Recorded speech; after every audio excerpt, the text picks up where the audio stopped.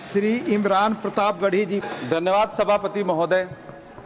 हम ही को कातिल कहेगी दुनिया, हमारा ही कत्लेआम होगा। हम ही कुएं खोदते फिरेंगे, हम ही पे पानी हराम होगा।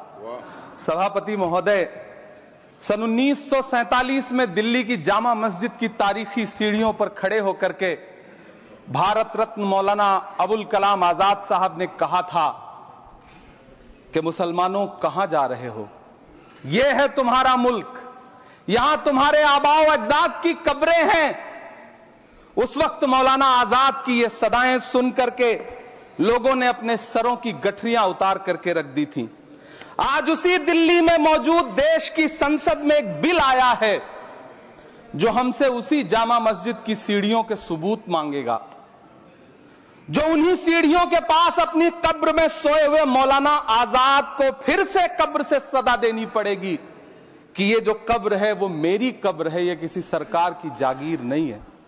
सभापति महोदय, मैं जहां खड़ा हूं इसी संसद भवन के सामने सड़क के उस पार अपनी कब्र में सोए हुए भारत के पूर्व राष्ट्रपति फखरुद्दीन अली अहमद की कब्र है। शायद अब उस कब्र से भी सदाएं आए कि ये कब्र मेरी कब्र है, ये सरकार की जागीर नहीं है। सभापति महोदय, मैं वक्फ कानूनों में किए जा रहे संविधान विरोधी बदलावों के खिलाफ बोलने के लिए खड़ा हुआ हूं। संविधान का आर्टिकल 14 हो, 29 हो, 30 हो, चीख चीख कर कहता है कि देश में सब बराबर के हकदार हैं। आर्टिकल 26 कहता है कि सबको अपने अपने मजहबी कामों के लिए मंदिर, मस्जिद, गिरजाघर, गुरुद्वारों का निर्माण करने का हक है और उसका रखरखाव का भी हक है। लेकिन डॉक्टर बाबा साहब अंबेडकर के संविधान को हर दिन कुचलने वाली ये सरकार देश के मुसलमानों से नफरत में इतनी अंधी हो गई है कि खुलेआम देश की संसद में देश सरकार के माइनॉरिटी मिनिस्टर साहब और होम मिनिस्टर साहब झूठ बोलते हैं और देश को गुमराह करते हैं, झूठ शब्द असत्य बोलते हैं। सरकार ने इस बिल का नाम उम्मीद रखा है। मंत्री जी कल से इसे देश के मुसलमानों के लिए नई उम्मीद बता रहे हैं। नहीं मंत्री जी, न तो यह बिल मुसलमानों के लिए नई उम्मीद है और न ही उम्मीद की नई किरण। सभापति महोदय, भाजपा ने पूरे देश में वक्फ के नाम पर कई सारे झूठ फैलाए हैं। आइए आज उनकी सच्चाई पर बात करते हैं। वक्फ ट्रिब्यूनल को ऐसे बताया जाता है जैसे वक्फ ट्रिब्यूनल कोई मजहबी खाप पंचायत हो। सभापति महोदय, जबकि सच्चाई यह है कि वक्फ ट्रिब्यूनल भी तो सरकारी न्यायिक विभाग है जिसमें सरकार द्वारा नियुक्त जज होते हैं, जिसमें प्रशासनिक अधिकारी होते हैं, कहीं ऊपर से थोड़ी आ गए।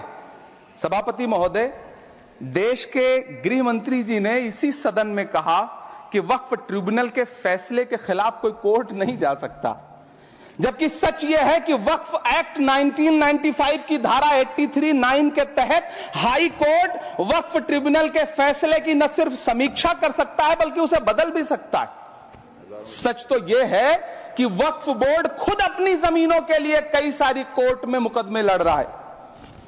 सभापति महोदय, दिल्ली की जिन 123 संपत्तियों को लेकर कल माइनॉरिटी मिनिस्टर, होम मिनिस्टर साहब और अभी आदरणीय नेता सदन बात कर रहे थे, आइए उनकी सच्चाइयों पे भी बात करते हैं। 1911 में जब अंग्रेजी हुकूमत ने कोलकाता के बजाय दिल्ली को राजधानी बनाने का फैसला किया तो रायसीना हिल्स के चारों तरफ जो मुसलमानों की ढेर सारी जमीनें थी उनको एक्वायर किया गया और लुटियन को इसकी तामीर की जिम्मेदारी सौंपी गई। सेंट्रल विस्टा की तरह लुटियन जोन का मेगा प्लान तैयार हुआ, लेकिन उस वक्त के मुसलमानों ने उस वक्त की अंग्रेजी हुकूमत से अपनी इबादत गाहों को बचाने के लिए लड़ाई लड़ी। मामला ब्रिटिश गवर्नमेंट तक पहुंचा। तब यह तय हुआ कि वो जो धार्मिक स्थल हैं उन्हें जस का तस रहने दिया जाएगा। इंडिया गेट के बगल वाली मस्जिद हो, जाप्तागंज, सुनहरी बाग मस्जिद हो, पार्लियामेंट रोड वाली मस्जिद हो, ऐसी 123 संपत्तियों के मैनेजमेंट के लिए 1913 में मुसलमान वक्फ वैलिडेशन एक्ट बना और उसके बाद एक नया शहर बसाया गया जिसे लुटियंस जोन का नाम दिया गया। फिर 1943-45 के बीच एक और समझौता हुआ आजादी से पहले उसके तहत काफी सारी वक्फ जायदादों को सुन्नी मजलिस औकाफ बनाकर उसके अंडर किया गया ताकि उसकी देखरेख की जा सके। गृह मंत्री जी 2 दिन से सदन में जो बात कह रहे हैं वो दरअसल 123 संपत्तियां उसी सुन्नी मजलिस औकाफ के तहत आती है। सभापति महोदय, आजाद भारत आजाद हुआ। आजादी के बाद भारत में 1954 में वक्फ एक्ट लागू हुआ, जिसकी धारा 9 के तहत 1964 में केंद्रीय वक्फ काउंसिल का गठन हुआ। दिल्ली की वही 123 प्रॉपर्टीज को 1970 में सर्वे गजट करके गजट नोटिफाई किया गया। इसके निपटारे के लिए पूर्व प्रधानमंत्री इंदिरा जी के द्वारा 1974 में एक बर्नी कमेटी बनाई गई। बर्नी कमेटी ने 1976 में इन 123 संपत्तियों को दिल्ली वक्फ बोर्ड की संपत्ति होने की रिपोर्ट सौंपी। उस रिपोर्ट के आधार पर 1984 में कांग्रेस सरकार ने उन 123 प्रॉपर्टीज को दिल्ली वक्फ बोर्ड को सौंपने का फैसला किया, जिसके खिलाफ विश्व हिंदू परिषद कोर्ट गई। मामला 2011 तक पेंडिंग रहा। फिर 2011 में कोर्ट ने सरकार को आदेशित किया कि इसका निपटारा करो। तब 2013 में तत्कालीन यूपीए सरकार ने दिल्ली की उन्हीं 123 जायदादों को बर्नी कमेटी की सिफारिशों के मुताबिक वक्फ बोर्ड के हवाले किया। यही वो प्रॉपर्टीज हैं जिनके नाम से गृह मंत्री जी कल से कांग्रेस को कोस रहे हैं। फिर आई 2014 में भाजपा की सरकार, जो तब से इन जमीनों को हड़पने की साजिश कर रही है। जिस बिल को मुसलमानों के हुकूक की हिफाजत करने वाला बिल बताया जा रहा है, उसी को पेश करने के लिए और उस पर बात करने के लिए लोकसभा में भाजपा सरकार के पास एक भी मुस्लिम सांसद नहीं है। जिस वक्त, मैं लोकसभा कह रहा हूं, सुना करिए, जिस वक्फ बिल को मुस्लिम महिलाओं को हक दिलाने वाला बताया जा रहा है, उसे संसद में पेश करने वाली पार्टी के पास न तो राज्यसभा में, न लोकसभा में, न देश की किसी विधानसभा में एक भी मुस्लिम महिला सदस्य नहीं। कल किरण रिजिजू जी कह रहे थे कि रेलवे की जमीनें देश की जमीनें हैं, डिफेंस की जमीनें देश की जमीनें हैं। हां मंत्री जी, हैं, बिल्कुल हैं। ये जो वक्फ की जमीनें हैं, ये हमारे पुरखों ने धार्मिक कामों के लिए डोनेट किया है, तो हम भी तो इसी देश के नागरिक हैं, हम भी तो इसी देश के बेटे हैं, तो वक्फ की जमीनें भी तो इसी देश की जमीनें हैं। उनको पराया क्यों बोलते हैं आप? सभापति महोदय, अशफाकुल्लाह खान जब फैजाबाद की जेल में फांसी के फंदे पर झूल रहे थे, तो इसी देश की जमीन के लिए झूल रहे थे ना। सभापति महोदय, अंडमान की जेल में काला पानी की सजा काटकर अपनी जान देने वाले मौलाना फजले हक खैराबादी हो या शेर खान अफरीदी हो, वो भी तो इसी जमीन के लिए अपनी जान दे रहे थे ना। सभापति महोदय, पाकिस्तान के खिलाफ लड़ते हुए अपनी जान देने वाले महावीर चक्र विजेता ब्रिगेडियर उस्मान हो या पाकिस्तान के पैटर्न टैंक उड़ाने वाला परमवीर चक्र विजेता वीर अब्दुल हमीद हो, वो भी तो इसी जमीन के लिए अपनी जान दे रहा था ना। और मंत्री जी, मैं इस सदन में अलल ऐलान ये कहता हूं कि जब भी इस देश की जमीन को लहू की जरूरत होगी, आपसे 2 कदम आगे इमरान खड़ा मिलेगा, ये मैं आपसे यकीन दिलाते हुए कह रहा हूं। सभापति महोदय, मैं सरकार से कहना चाहता हूं, हमसे हमारी इबादत गाहें तो मत छीनिए ना, हमारे घरों पे बुलडोजर तो मत चलाइए ना, हमारी कब्रों में तो हमें सुकून से सोने दीजिए ना। सभापति महोदय, माइनॉरिटी मिनिस्ट्री का बजट कट करके मुस्लिम बच्चों की स्कॉलरशिप बंद करके अब सरकार कह रही है कि हम वक्फ की आमदनी से गरीब मुसलमानों का भला करेंगे। गुजरात की बेटी बिल्किस के बलात्कारियों की रिहाई के बाद उन्हें माला पहनाने वाली लोगों के नेता ये कह रहे हैं कि यह बिल मुस्लिम महिलाओं को उनका हक दिलाएगा। धन्यवाद मोदी जी, क्या बढ़िया सौगातें मोदी दे रहे हैं आप। पहले हमें गुजराते मोदी दिया, आप सौगाते मोदी दे रहे हैं। लेकिन यह सरकार इतना याद रखे कि इसी ठसक के साथ देश की संसद में सीए का कानून भी लाया गया था और कहा गया था बड़े बड़े भाषण देकर के कि पड़ोसी देशों से हिंदू भाइयों को ला करके यहां नागरिकता दी जाएगी। लेकिन मैं आपके संज्ञान में लाता हूं सर कि पिछले इतने दिनों में इनसे नागरिकता लेने के लिए 2000 व्यक्ति भी नहीं आए, जबकि इसके उलट इन्हीं की सरकार में पिछले 10 साल में 15 लाख से ज्यादा भारतीयों ने भारत की नागरिकता छोड़ करके दूसरे देश में जाकर के बस गए। यह हुआ उस कानून का अंजाम। सभापति महोदय, इसी तरह की जिद के साथ किसानों के खिलाफ भी कानून लाए गए थे। जिस तरह आज वक्फ के फायदे गिनाए जा रहे हैं, उसी तरह से किसानों को भी कृषि कानूनों के फायदे गिनाए गए थे। लेकिन अंजाम क्या हुआ?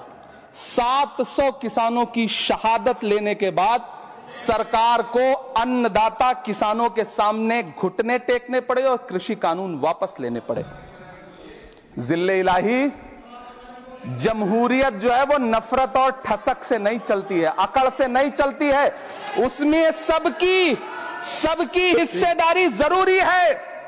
कल देश के माइनॉरिटी मिनिस्टर ने लोकसभा में खड़े होकर एक शेर सुनाया था कि मुझसे कोई बदगुमान न हो, तो मैं उन्हें एक शेर सुनाना चाहता हूं कि मैं आज जद पे हूं तो इतना खुशगुमान न हो, मैं आज जद पे हूं तो इतना खुशगुमान न हो, चराग सबके बुझेंगे हवा किसी की नहीं। नीतीश कुमार जी हो, चंद्रबाबू नायडू जी हो, चिराग पासवान जी हो, जयंत चौधरी जी हो, देवे गौड़ा जी हो, जीतन राम मांझी जी हो, सबको समझना पड़ेगा कि जब जंगल में आग लगती है तो न वो बरगद बचते हैं जो हवा को आंधी में तब्दील करते हैं, न वो बांस बचते हैं जो आपसी रगड़ से चिंगारी पैदा करते हैं। सभापति महोदय, जब देश को मनमोहन सिंह साहब जैसा काबिल प्रधानमंत्री मिलता है तो देश को आरटीआई जैसा एक्ट मिलता है, सेज जैसा एक्ट मिलता है, मनरेगा जैसा एक्ट मिलता है, लिबरलाइजेशन मिलता है, राइट टू एजुकेशन मिलता है, नेशनल फूड सिक्योरिटी एक्ट मिलता है। लेकिन जब देश को सौगातें मोदी मिलती है तो क्या मिलता है? सीए मिलता है, फॉर्म्स लॉ मिलता है, आर्टिकल 370 मिलता है, इलेक्टोरल बॉन्ड जैसा एक्ट मिलता है और वक्फ अमेंडमेंट एक्ट जैसे बिल देश को मिलते हैं। मुझे तो अपने हमवतन भाइयों से पूछना है कि आपको अपने बच्चों की तरक्की, खुशहाली और नौकरी की दरकार है या फिर मुसलमानों की दान की गई जमीनों को लूटकर धन्ना सेठों को देने की साजिश करने वाले कानून की? सभापति महोदय, यह सरकार रात के 3 बजे तक पूरे देश को जगा करके संसद में अपने ही नागरिकों को नीचा दिखाने के लिए वक्फ बिल ला रही थी, तो उधर रात के 1:30 बजे अमेरिका हम पर 26% टैरिफ लगा रहा था। सरकार की प्राथमिकताएं देश को पता। सभापति महोदय, मैं बहुत भावुक हूं आज, और मुझे अच्छा लगा कि आदरणीय नेता सदन जगत प्रकाश नड्डा जी ने बहुत अच्छी बातें भी की, मन से बातें की। क्योंकि उनके नाम में प्रकाश जुड़ा है तो मैं उनमें हमेशा एक रोशनी की किरण देखता हूं।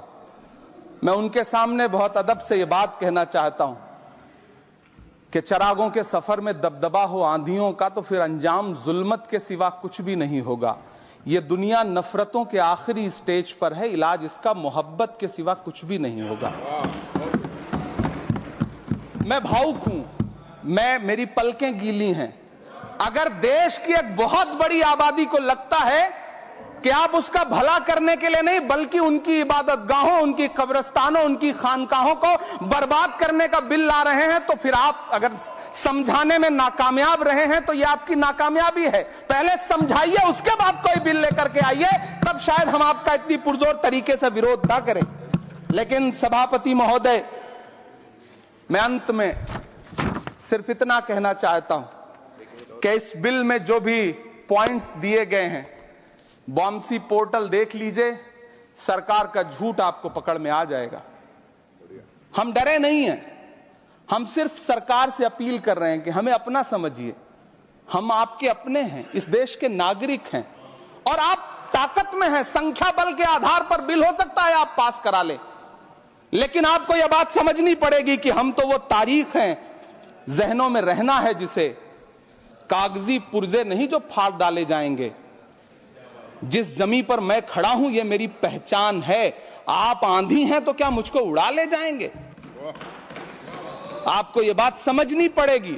आपको अगर इतना विपक्ष की तरफ से पहले जेपीसी में इतने सारे पॉइंट्स आए और उसके बाद कल से लोकसभा में और राज्यसभा में सुझाव आप सुनने को तैयार नहीं है, लोगों की शंका को दूर करने के बारे में आप बिल्कुल सोच नहीं रहे, बस आप कह रहे हैं यह बिल उम्मीद की नई किरण है। नहीं साहब, इसे भले किरण जी लेके आए हैं, लेकिन ये उम्मीद की नहीं बल्कि नाउम्मीदी की किरण है। और इस देश की एक बहुत बड़ी आबादी इस बात से खदशे में है, शक में है कि आप सीधे उनकी जमीनों को लूट करके धन्ना सेठों को बेचना चाहते हैं। मेरी अब भी आपसे अपील है कि इस बिल को वापस लीजिए। यह बिल कहीं से आपके अपने नागरिकों के लिए अच्छा नहीं है। यह बिल सिर्फ इस देश के मुसलमानों को नीचा दिखाने का और अपने एक ऐसे मतदाता वर्ग को खुश करने का बिल है जिनको इस बिल के पास हो जाने से कुछ मिलेगा भी नहीं, लेकिन आप एक नैरेटिव देना चाहते हैं, एक मैसेज देना चाहते हैं।